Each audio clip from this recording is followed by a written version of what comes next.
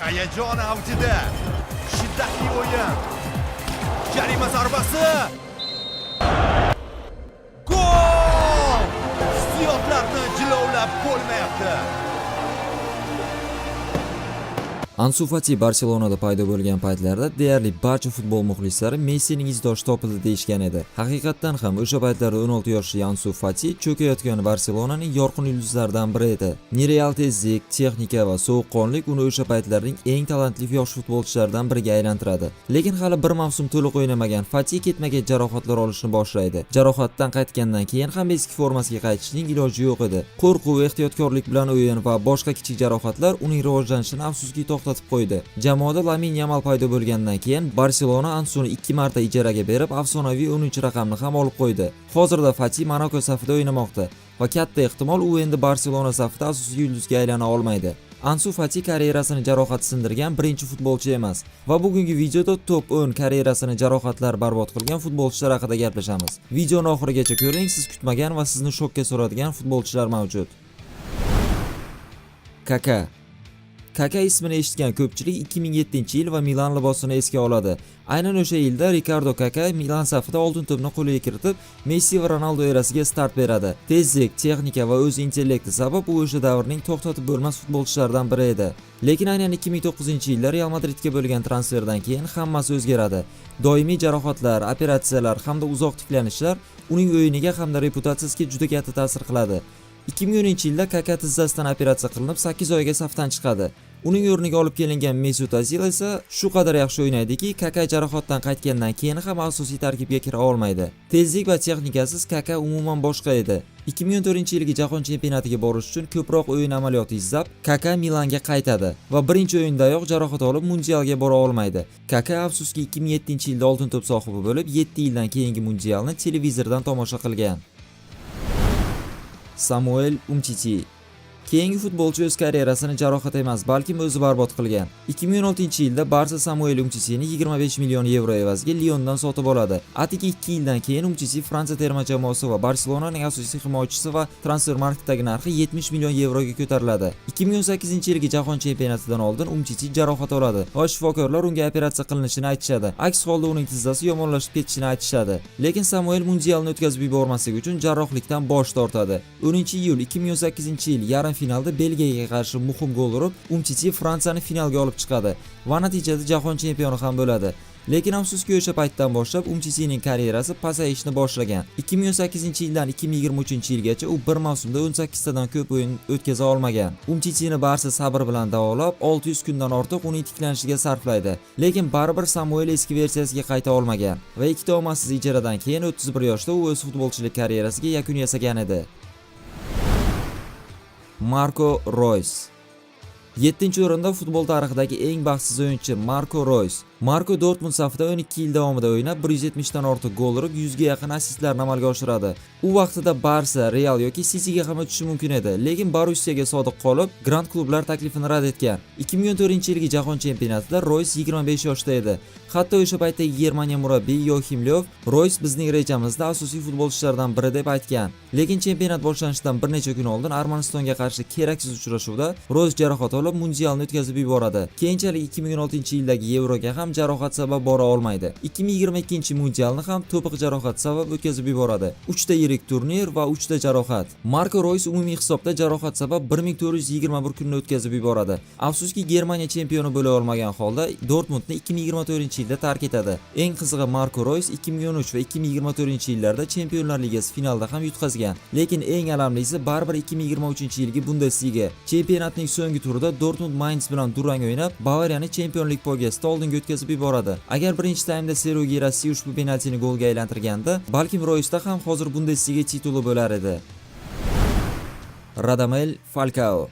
Keyingi futbolchi Radamel Falcao. Portuda 2 ta mavsumda 87 ta o'yin va 72 ta gol. Keyin Atletico Madridga kelib 90 ta o'yinda 70 ta gol. Uning eng esda qolarli o'yini UEFA Super Kubogida Chelseaga qarshi hat-trigi bo'lgan. O'sha davrlarda Fabio Capello uni hatto Messi va Ronaldo darajasidagi futbolchi deb aytadi. 2014-yilda u Monaco safida 4-divizion jamoasiga qarshi bahsda chap oyog'idan jarohat olib, uzoq muddatga safdan chiqadi va afsuski mundialni o'tkazib yuboradi. Jarohatdan qaytgandan keyin ham eski formasiga qayta olmagan. Radamel keyinchalik o'zini Manchester Manchester United va Chelsea safida sinab ko'radi, lekin baribir eski formasiga qayta olmaydi. O'sha qochsimon paylarning yirtilishi sabab Falcao tezligini yo'qotadi va oddiy hujumchiga aylanib qolgan edi.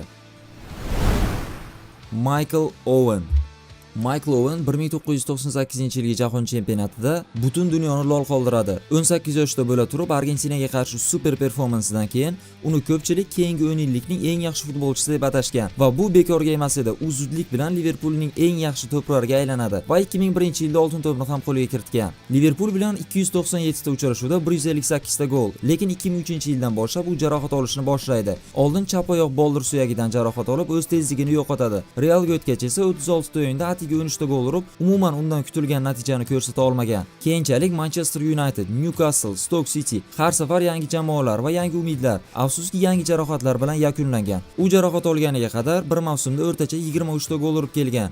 Jarohatdan keyin afsuski bu ko'rsatkich 10 ta golga tushadi. Hatto professional futbolchi bo'lmagan Ferran Torres ham bundan ko'proq gol ursa kerak. Alexandre Pato Milanga kelgan paytda Kaka o'zi shaxsan klub rahbariyatiga bu bola mendan ham yaxshi bo'ladi deb aytgan. 17 yoshli braziliyalik yigit San Sirodagi birinchi o'yindayoq gol urib, o'sha paytda hammaning ko'z oldida yangi Pele'ga aylangan edi. 18-19 yoshlarda Pato mavsumiga 15-18 tadan gol urib, tezlik, texnika, ikki oyoq bilan teng zarba berish qobiliyati va sovuqqonligi sabab e'tibor markaziga tushadi. Lekin 2010-yildan boshlab jarohatlar unga xalal berishni boshlagan. Ikkala son mushaklaridan 1 yil ichida 3 marta jarohat olib, har safar jarohatdan qaytganda yanada sekinroq va ehtiyotkor bo'lib o'ynardi. Milanning oxir-oqibat bunga sabri yetmasdan uni ketma-ket ijaralarga berishni boshlaydi, lekin natija 0. Eng achinarlisi esa Pato 18 yoshdan 21 yoshigacha 63 ta o'yinda 35 ta gol uradi. 22 yoshdan 28 yoshgacha esa barcha klublarni birlashtirsa 89 ta o'yinda atiga 28 ta gol urgan. Aynan o'sishi kerak bo'lgan yillarda Pato jarohatlar botqog'iga botib o'z karyerasini sindiradi. Eden Hazard Chelsea'da o'ynagan paytlarda hech kimni maqtamaydigan Jose Mourinho u mashg'ulotlarda ham to'liq mehnat qilmaydi, lekin shanba kuni dunyodagi ikkita eng yaxshi futbolchidan biriga aylanadi deb ta'riflagan. Bu tasodifiy gap emas. Hazard Chelsea'da 352 ta o'yinda 110 ta gol va 92 ta assist amalga oshirib, shubhasiz londonliklarning afsonasiga aylangan edi va 2019-yilda uning orzusi ro'yobga chiqadi. Real Madrid 100 million yevrodan ko'proq summaga uni transfer qilib 7-raqamni ham bergandi. Lekin Hazard Madridga kelgach, umuman diyetaga ham mashg'ulotlarga ham jiddiy qaramagan. Birinchi mavsumda 3 ta o'yin va tizza jarohati, ikkinchi mavsumda operatsiya va 4 oylik pauza, uchinchi mavsum esa yana tizza jarohati va uzoq muddatli davolanish. U Madridda 4 yil davomida 76 ta o'yinda maydonga tushib, atiga 7 ta gol kiritgan. Ronaldo haftasiga shuncha gol urardi. 2023-yilda Hazard 32 yoshda jimgina Real Madridni tark etadi. Hech qanday xayrlashuv marosimisiz. Bir necha oy keyinroq u 32 yoshda karyerasini yakunlaydi. Real Madridga kelgan Hazard va Chelsea'dagi Hazard bu umuman ikkita boshqa odamlar edi. Biri dunyoni larzaga solgan sehrgar, ikkinchisi jarohatlardan qutula olmaydigan intizomsiz va noprofessional futbolchi. Ronaldo Nazario.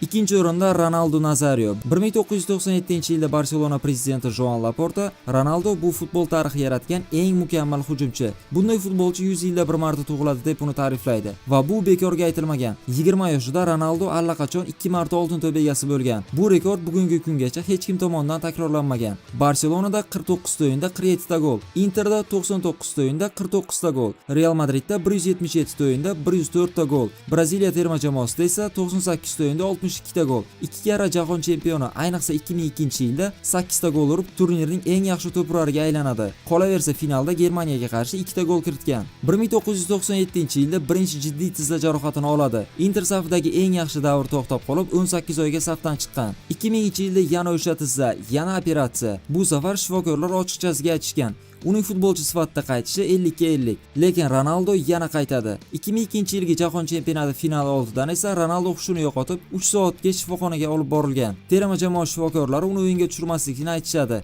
Lekin shunga ham qaramasdan Ronaldo maydonga tushib dubl qayd etgan. Ekspertlar hisob-kitob qilishicha, Ronaldo 2 ta tizza jarohati tufayli kamida 3 ta to'liq mavsumni o'tkazib yuborgan. 2005-yildan keyin esa metabolizm buzilishi sabab ortiqcha vazn uning tezligini yo'qotadi. Bir paytlar dunyoning eng tez hujumchisi bo'lgan Ronaldo endi o'zining soyasiga ham yeta olmagan. Real Madrid uni Milanga sotadi, Milan esa Corinthiansga. Har bir yangi klub, yangi umid, lekin o'sha Ronaldo. Ronaldo 2011-yilda 34 yoshida karyerasini yakunlaydi. Xayrlashuv matbuot anjumanida ko'z yoshlarini yashira olmasdan, "Men futbolni sog'indim, lekin tanam bunga qarshi edi" deb aytgan. Marco van Basten. Va birinchi o'rinda Marco van Basten. Ushbu fenomen karyerasini 28 yoshda yakunlaydi, lekin shunga qaramasdan 3 ta oltin to'p sohibi bo'lgan. Tasavvur qilyapsizmi? 28 yoshda 3 ta oltin to'p. Milan safida o'ynagan davrlarda zarbalar, to'g'ri pozitsiya tanlash, texnika bo'yicha unga yetadigani bo'lmagan. Qolaversa Van Basten 1988-yilda Niderlandiya bilan Yevroni va 1989 hamda 1990-yillarda Milan bilan ikkita ketma-ket Chempionlar Ligasini ham qo'lga kiritgan. Lekin tugalmas to'piq jarohatlari sabab Marko o'z karyerasini juda erta yakunlashga majbur bo'ladi. To'piq jarohatlari Van Bastenni Ajaxda o'ynab yurgan paytlarda ham bezovta qiladi, lekin Italiyadagi juda qo'pol va agressiv himoyachilar uning vaziyatini yanada og'irlashtirishgan.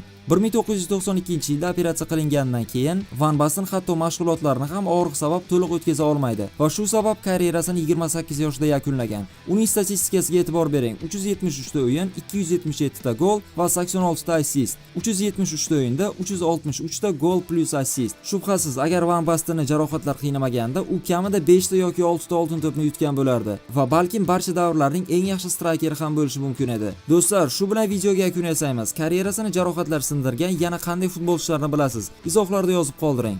Videoga like bosing va bizga obuna bo'ling. Kelasi videolarda ko'rishguncha o'zingizni asrang.